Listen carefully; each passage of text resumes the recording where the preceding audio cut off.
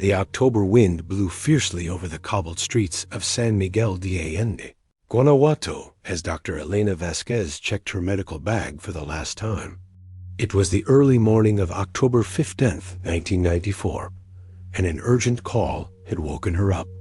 A woman in labor in the rural community of La Cienega needed immediate attention.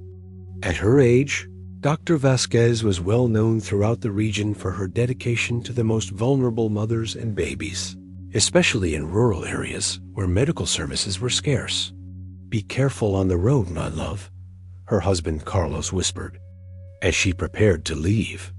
Their 2 children, aged 8 and 12, were still sleeping soundly. Elena kissed Carlos on the forehead and promised to return before noon for the family lunch they had planned. If you're enjoying this story, don't forget to subscribe to our channel and leave a comment telling us where you're watching from. Your support helps us continue telling these stories that need to be remembered. Dr. Vasquez got into her old blue Tsuru and headed for the outskirts of the city. The road to La Cienega was known to be difficult, especially after the rainy season, which had just ended. Puddles reflected the first light of dawn as she drove cautiously along the dirt road. On the passenger seat was her black leather medical bag, the same one she had used for her 15 years of medical practice, filled with basic instruments and essential medications for complicated births. Dona Carmen Hernandez, a 65-year-old traditional midwife who had assisted in hundreds of births in the region, was waiting for her in a small adobe house at the end of the road. "Doctor, thank God you came," she said with evident relief in her voice. "The girl is in bad shape, very bad. It's her first baby, and something's not right." The house was filled with the aroma of medicinal herbs and candles.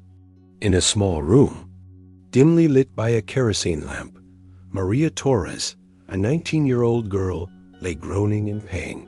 Her husband Joaquin, a farmer with calloused hands, nervously paced the hallway. "Doctor, my wife has been like this for over 12 hours, he explained with a broken voice. "Donna Carmen says the baby is in a bad position." Elena quickly examined the patient. Indeed, the baby was in a breech position, a complication that required experience and patience. For the next 4 hours, the doctor worked tirelessly, guiding Maria through each contraction, adjusting the baby's position with careful and precise maneuvers. Donna Carmen assisted by passing clean towels and keeping the mother calm with words of encouragement in her local dialect, mixed with Spanish.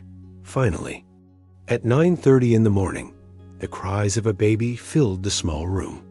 It was a healthy, strong boy with powerful lungs announcing his arrival to the world. Maria cried with relief as she held her son for the first time. "His name will be Diego," she murmured, looking into her baby's dark eyes. "Diego Torres Hernandez." Vasquez completed all the postpartum procedures, making sure both mother and baby were stable. She gave the family detailed instructions on how to care for the newborn and scheduled a follow-up appointment for the next week at her clinic in San Miguel de Allende. "The baby is perfect," she reassured Joaquin, who could not hold back his tears of happiness. "Maria will recover well, but she needs to rest for the next few days." After politely refusing the breakfast Donna Carmen had prepared, Elena packed her bag and said goodbye to the family. "God bless you, doctor," Joaquin shouted from the door as she got into her car.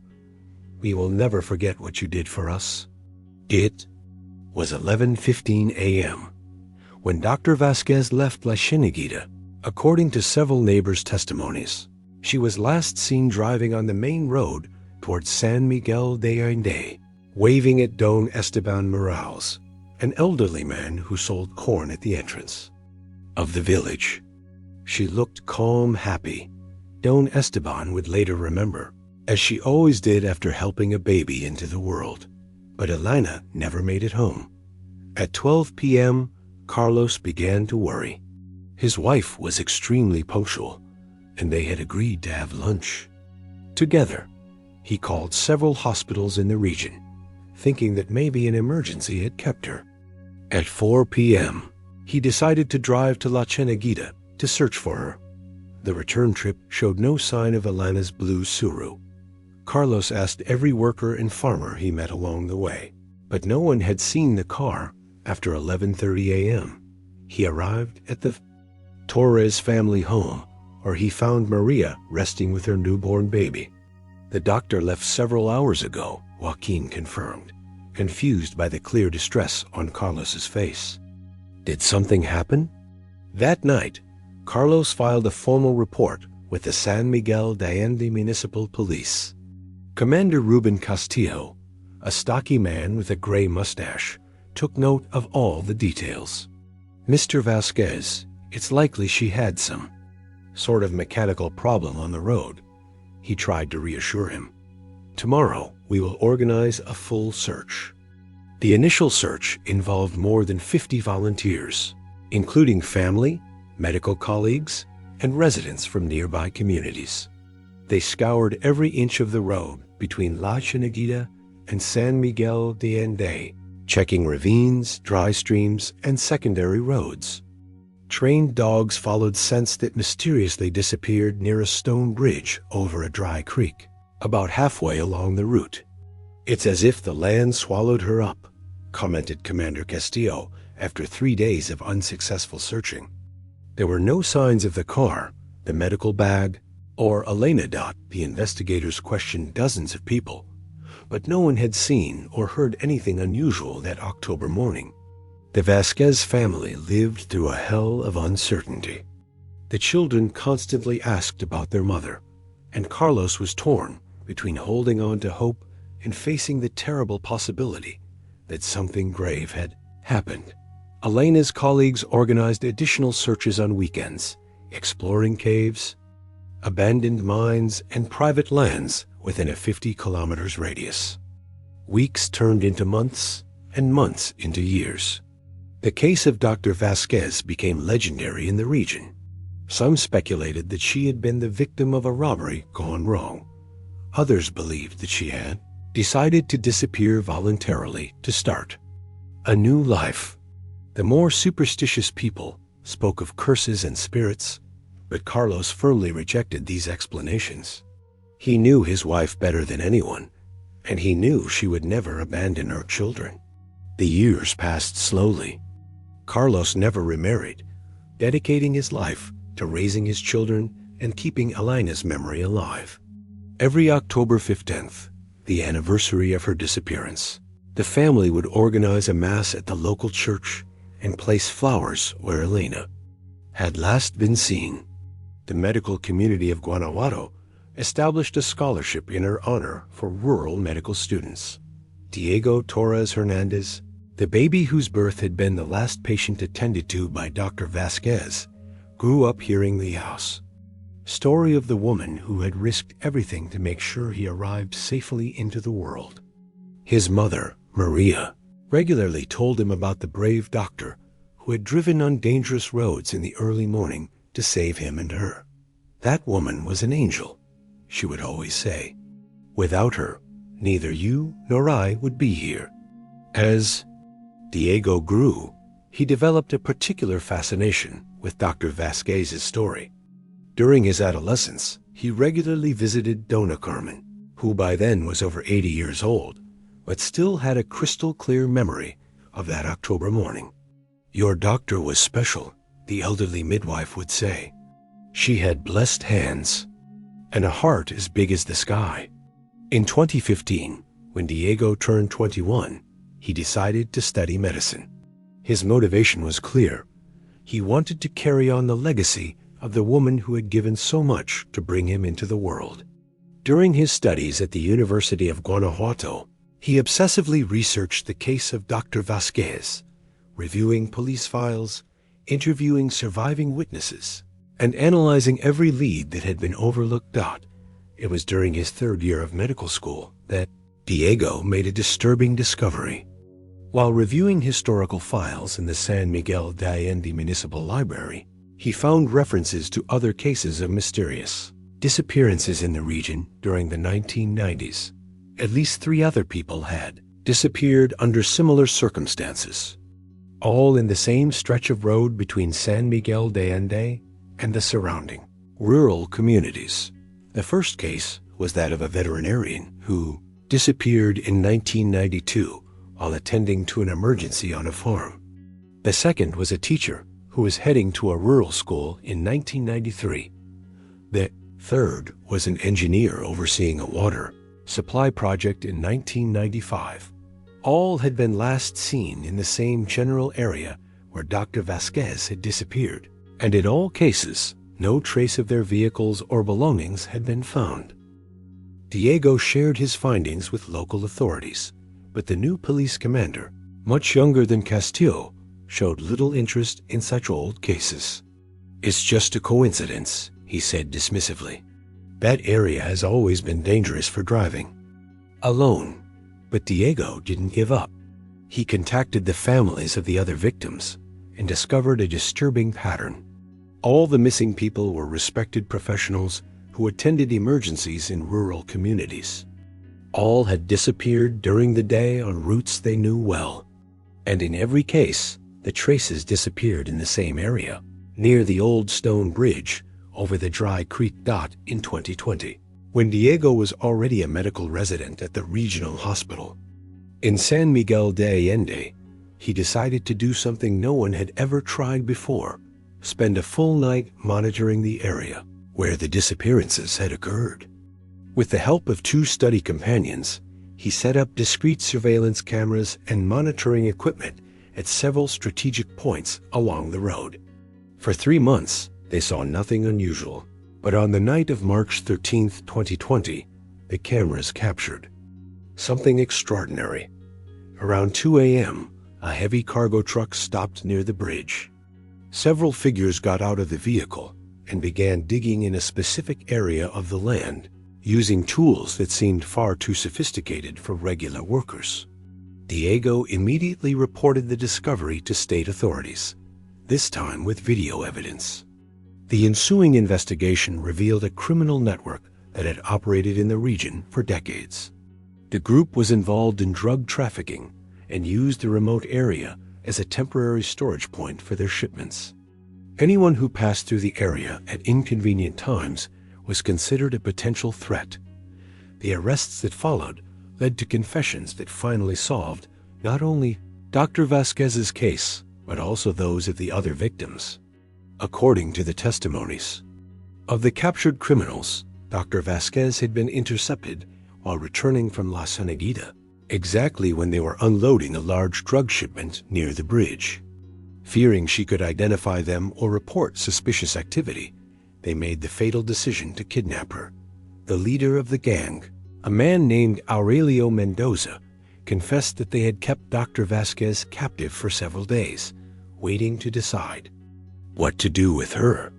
But when they realized that her disappearance had triggered a massive search and media attention, they panicked and made a decision that would haunt them for decades. The remains of Dr. Vasquez were found in a clandestine grave 15 kilometers from where she disappeared, along with the remains of the other victims. Forensic evidence confirmed she had died about a week after her kidnapping. In October 1994, her medical bag, miraculously preserved by the soil conditions, was recovered intact. The news of the discovery shook the entire community of San Miguel de Allende. Carlos Vasquez, now 72 years old, was finally able to give his wife the burial she deserved. The funeral ceremony was held in the same church where they had held memorial masses for 26 years. But this time, it was a definitive farewell. Diego Torres Hernandez, the young doctor who had dedicated years of his life to uncovering the truth about the woman who brought him into the world, gave an emotional speech at the funeral. Dr. Elena Vasquez not only saved my life and my mother's 30 years ago, he said, his voice breaking with emotion. Her legacy of service and dedication to those most in need has inspired an entire new generation of rural doctors. In his speech, Diego revealed something that astonished everyone present. During his years of research, Diego had discovered that he was not the only baby whose life Dr. Vasquez had saved in her final months of practice. At least 12 children born in rural communities of the region between 1993 and 1994 had been attended by her, in complicated births that could have ended in tragedy without her intervention. 30 years after that birth in La Cieneguita, Diego continued, "I can say that Dr. Vasquez lives in each of us, those of us who are here because of her courage and dedication. Her disappearance was a tragedy, but her legacy is eternal." Dr. Vasquez's children, now adults with their own families, were finally able to find peace after decades of uncertainty. Her eldest son, now an engineer, established a foundation in his mother's memory to provide free medical care to rural communities. Her youngest daughter, who had become a nurse, decided to specialize in obstetrics to continue the work her mother had left unfinished. The case had ramifications that extended far beyond San Miguel de Allende. The investigation uncovered links to criminal networks operating in several states of Mexico, leading to dozens of additional arrests and the dismantling of drug trafficking routes that had operated with impunity for decades. But for Diego, the resolution of the case meant something much more personal. In 2024, exactly 30 years after the birth that had changed his life, he graduated as a specialist in obstetrics and gynecology. His first position was at the Rural Health Center in La Cieneguita, the same place where he had been born, carrying on Dr. Vasquez's legacy to new generations. In an emotional ceremony, the community of La Cieneguita inaugurated a permanent medical clinic in honor of Dr. Elena Vasquez. The plaque at the entrance bears an inscription that Diego had personally written in memory of Dr. Elena Vasquez, who gave her life serving those who needed her most. Her legacy lives in every baby born safely, in every mother who survives, and in every doctor who chooses the path of service over personal gain. On the day of the inauguration, Dona Carmen, now 95 years old and in a wheelchair, was the guest of honor.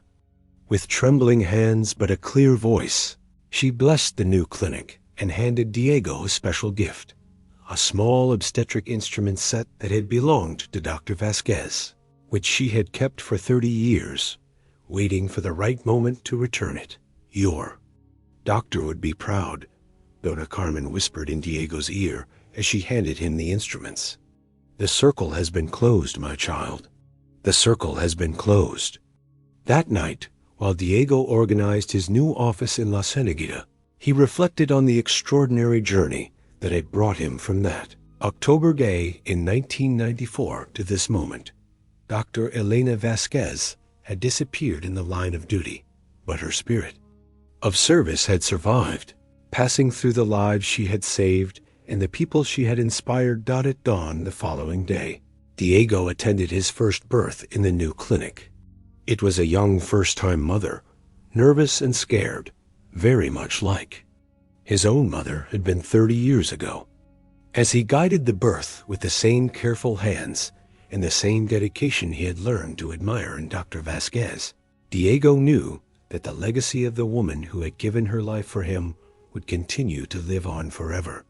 The story of Dr. Elena Vasquez had become legend in Guanajuato, but more importantly, it had become a lesson about the power of selfless service and how a life dedicated to others can transcend even the most tragic death. 30 years after her disappearance, her last patient had completed the circle, becoming the doctor she had been, serving the same community where it all had begun, ensuring that her memory and mission would continue for generations to come.